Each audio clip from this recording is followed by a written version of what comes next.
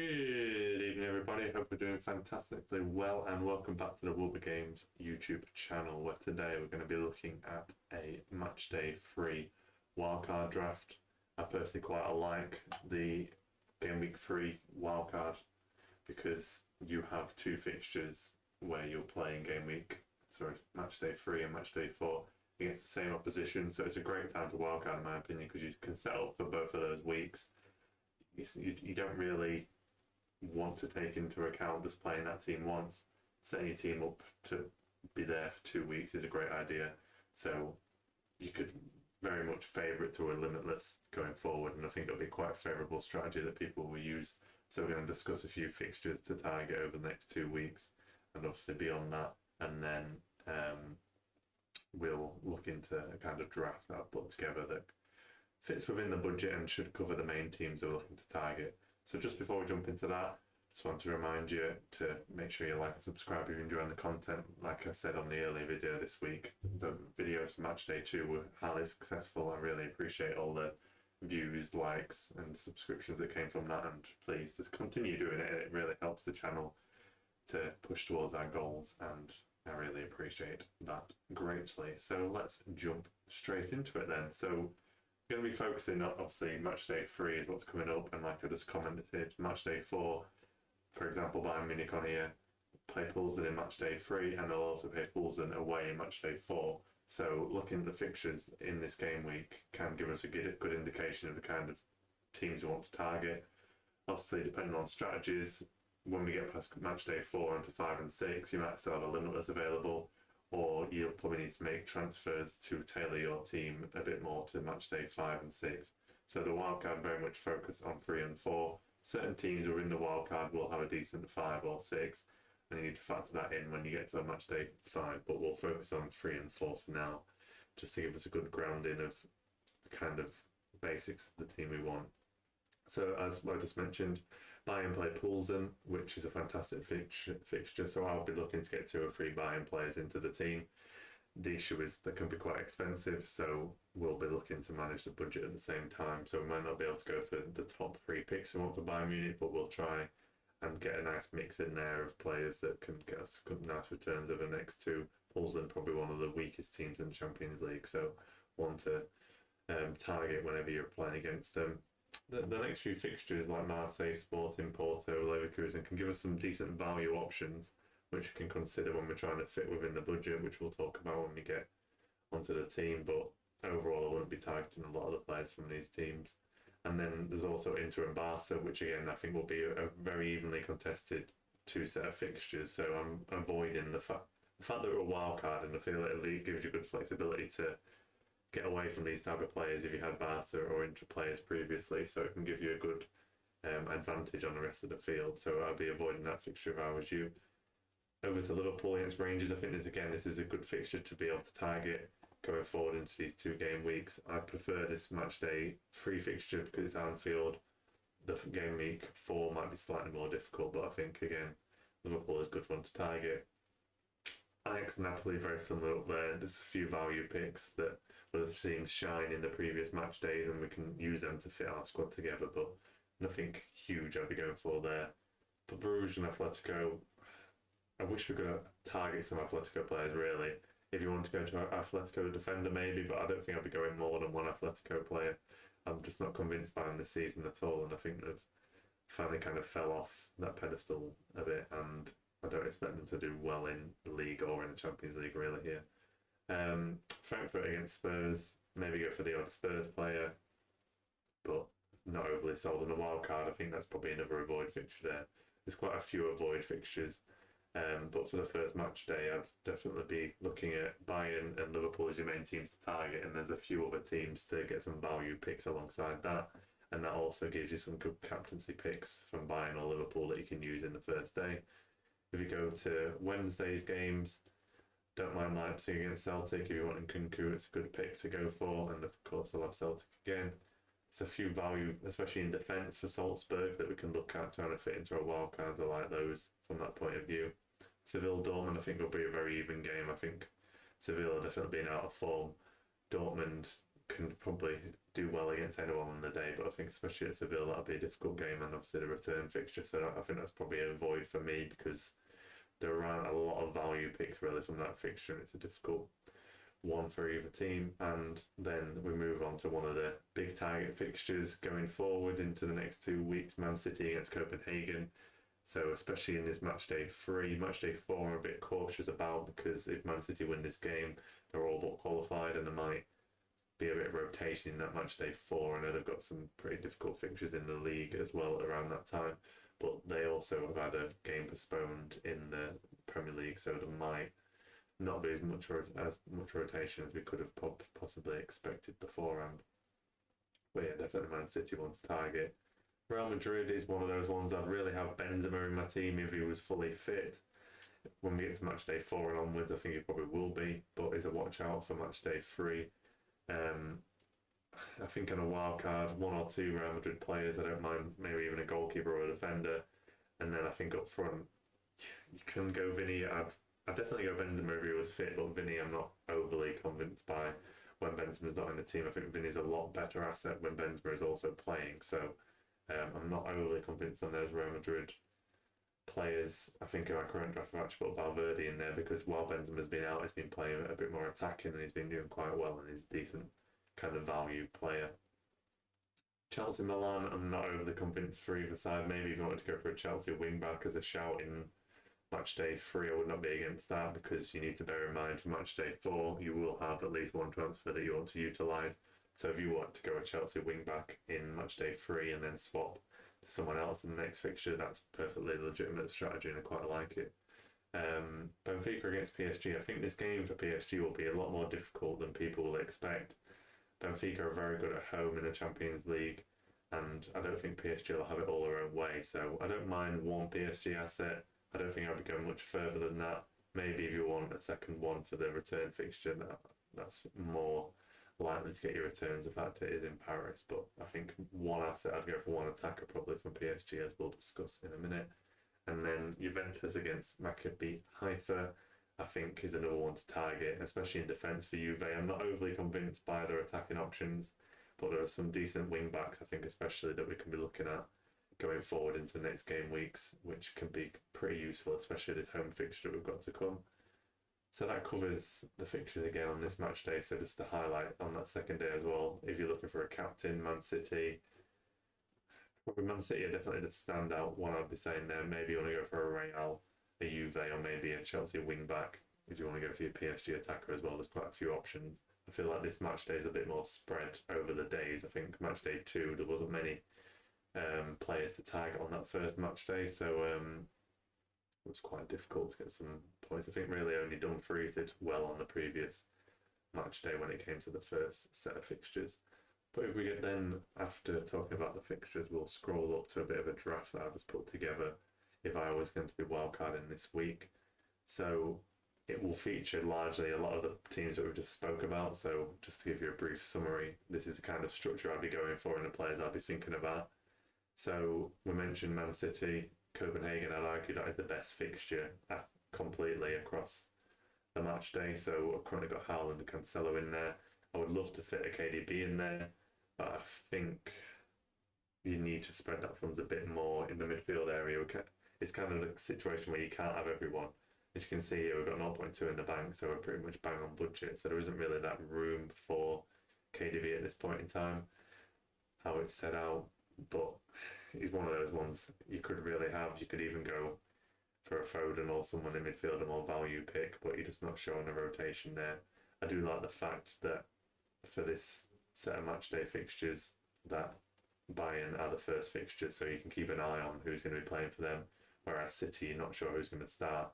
But I will link that into another point. When we come to match day 4, the Man City fixture is the first fixture. So just using a prime example, if you want to go to Muslera for Bayern in match day 3, and you want to maybe phase him into a Man City midfielder next match day, that could be a great legitimate strategy there to go for, because you'll have a sight of the Man City lineup going into that match day 4 where there could be a bit of rotation like I mentioned, so that is one to look out for. So yeah, Haaland and Cancelo we've got in there as the City options. I just touched on Bayern, so I'll carry on Bayern. So I've currently got Muslera in there. He's not one that's always guaranteed to start, but as we've mentioned, the first game for Bayern of the match day, so you will know the lineup. So I've currently got Muslera, Sane, and then Alphonso Davies in there for Bayern. I think you want to be tripling up on Bayern in this set of fixtures, so keep an eye on the lineup that comes out. Obviously, we're recording this in the international break as well, so we've got probably another week or so of international fixtures and a league game before the Champions League. So watch out for injuries and keep an eye on that lineup when it comes in, because that's the key one, I think, for this match day Bayern, to keep an eye on that opening lineup, and we'll utilise what we can from that information. If we flip back to the rest of the strike force, so I mentioned about PSG away at Benfica, which I don't think is going to be as easy as we think, but I think I think PSG will still likely to score, might get a decent result at the same time. So for the coverage of PSG, I've got Mbappe in here, so you could change this for Neymar or Messi depending on personal preference. The other ones are slightly cheaper, not a huge amount between them, so I'd just go for Mbappe at this point in time. And then you've also got him for the next fixture, as we've mentioned. I think mainly in the attack there's some limited options. I feel like if Benzema was fit, Benzema would be here instead of Mbappe for me. There's some other options like Kane. If you wanted to go for the Juve attack, you go for like Vlahovic. But for me, with the options available, I think I'd go Mbappe. And then we've got Jootler, who is just a value pick from Club Brugge, who are playing Atletico, who I'm not convinced by, as we mentioned. And he's done decent so far, especially in the last match. It was one I was kind of tipping before match day 1 that he could do well, and obviously Bruges did very well against Porto. And I feel like this group is quite an even group, so he could get like the odd return in any game. And the fact that he's 5.5 million, you take that from that kind of value player. So a quite nice value put up front.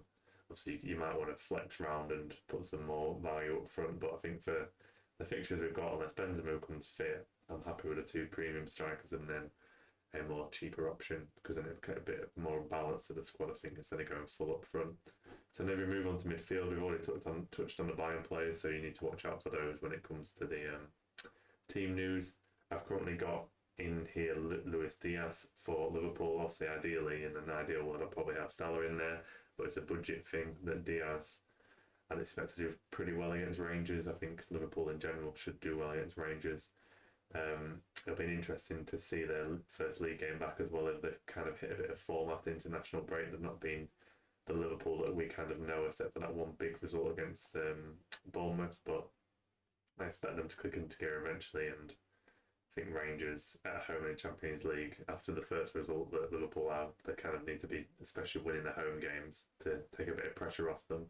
So he's debatably a captaincy shout for the first day, as I mentioned as well. So you've got, I think really on day 1, it's between a Liverpool or a Bayern asset. So I'd probably go for Diaz or a Sane, unless you want to go for a Trent or Alphonso Davies at the back.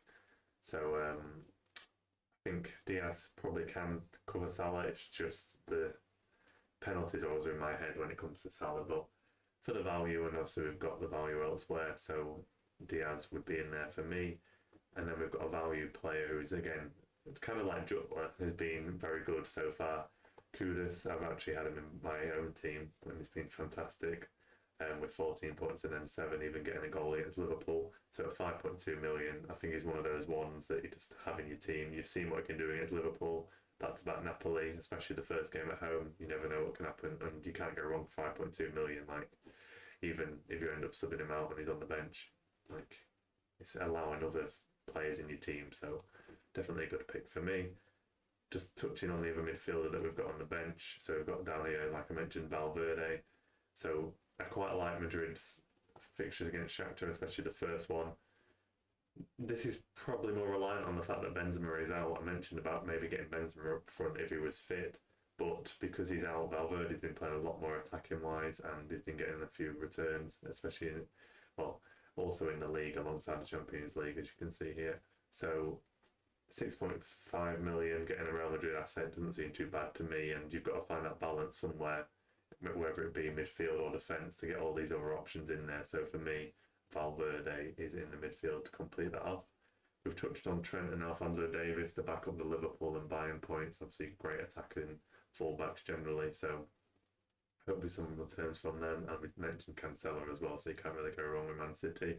So we touch on the missing players. So in goal, currently, depending on the situation with the Juventus goalkeeper, I know Szczesny had an injury before, so we need to keep an eye on that if Perrin will actually play. He's played in both the match days so far, so we just need to keep an eye on Szczesny's injury. But for 4 million, especially with the fixture Juve have got against Maccabi Haifa, he's definitely a good one to have on, even if he's on a rotation. You can see the two goalkeepers that I've picked, that they play on the 4th and the 5th of October, so there's a good rotation there. So I've got Adan and Perrin.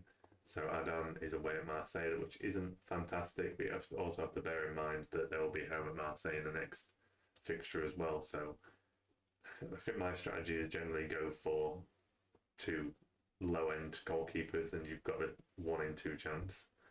Hopefully it pays off for you and you get a clean sheet between them.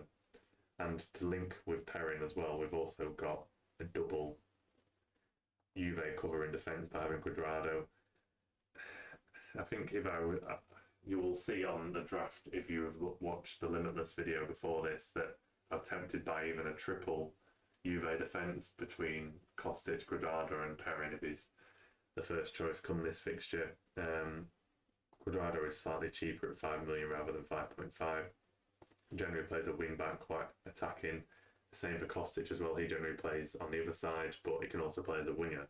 So if you could get an extra 0.5 out of somewhere to get Kostic in there, I think I'd slightly prefer Kostic because he's down as a defender, but he's very attacking. So I quite like I think 2 defensive assets from Juve could work quite well, because I don't think a lot of other managers will have that set up in there based on their form so far. But if they're going to turn that form around, it would be in these double set of fixtures. And then we've just got a budget enabler base here, a defender, 4 million from Salzburg, because they have got back-to-back decent fixtures against Dynamo Zagreb. Purely on a fixture basis there, just a 4 million defender. You could go for other ones like Nuno Tavares. It's very much just personal preference on there, but I quite like the double set of fixtures for Salzburg, and I think Salzburg can always do quite handy in a Champions League, as we've seen from so far this season. Maybe to a greater extent from previous seasons, we've seen that they can do pretty well against a lot of teams. So quite like that as a defensive coverage for them. But yeah, I feel like looking at the team, it's quite a well-rounded team. Obviously, you've got to allow for these budget picks in there. I think the way it's structured is quite good, because we've got kind of a budget attacker, midfielder and a defender, and then you could also say in goal as well. So I think it's a nicely balanced squad. Obviously, you can make a few tweaks, like I mentioned, keep an eye on injuries, keep an eye on the Bayern lineup, because that's the one you'll see. Keep an eye on like a Benzema, because I think he's a great option if fit.